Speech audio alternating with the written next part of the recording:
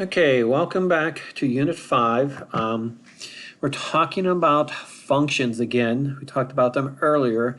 One thing with this function is functions that return a value. And it should be a very short video. And as you see on my screen, I'm using Riplet.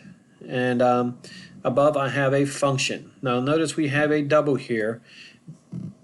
This means this is the value that's being returned back to the point of call.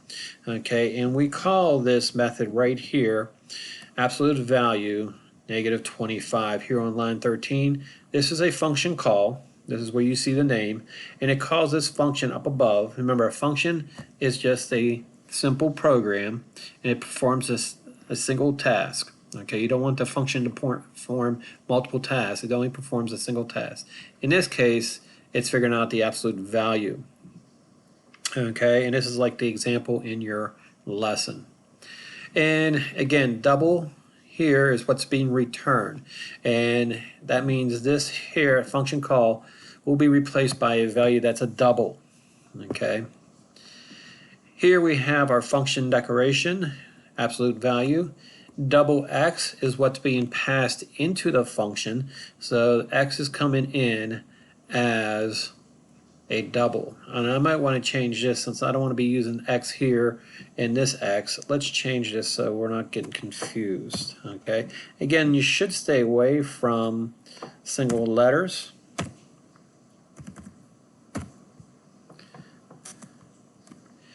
I'm only using this as an example to make typing easier and faster for me. But again, these single letters should actually represent the word or what it actually holds, in this case an absolute value.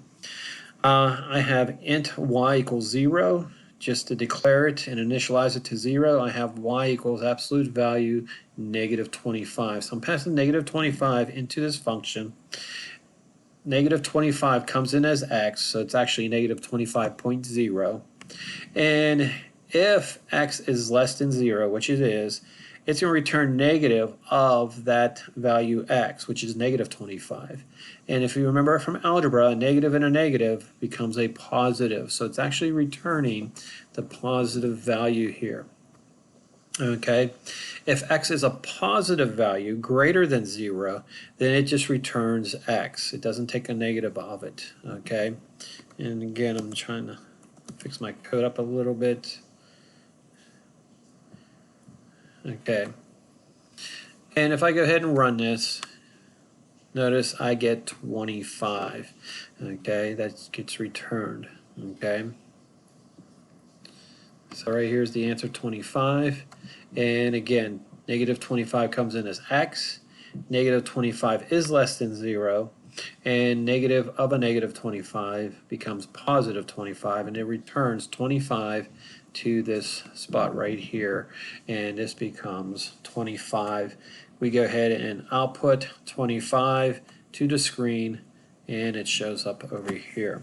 Okay, and this is the first part of functions, what we call fruitful functions, and basically functions that returns a value. Okay, sometimes you'll see it with 2 returns, sometimes you might only see 1 return. If you are using an if-else, then you must have 2 returns. Even if you're using an if statement, you still should have another return. Because if that if statement becomes false, something has to be sent back. And let's go ahead and do this, and actually this should work. Okay,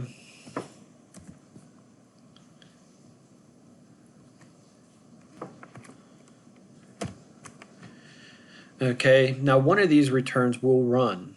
Okay, so let's go ahead and do negative 25, and I get 25. And let's go ahead and do positive 25, and again I get 25. So I really didn't need the else, because if this didn't run, this automatically ran.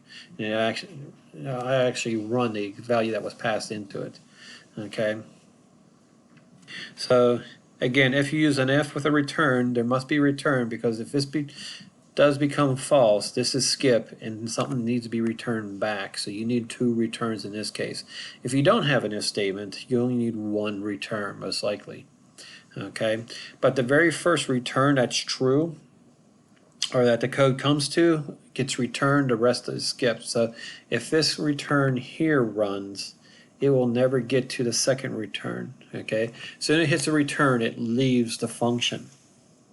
Okay, and since if I pass in a -25, this return here runs, it will never get to the second return.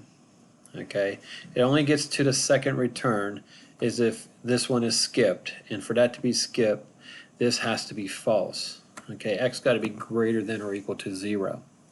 Hopefully this makes sense to you. If you have any questions, just email me or see me in class. Have a nice day and enjoy. Thank you.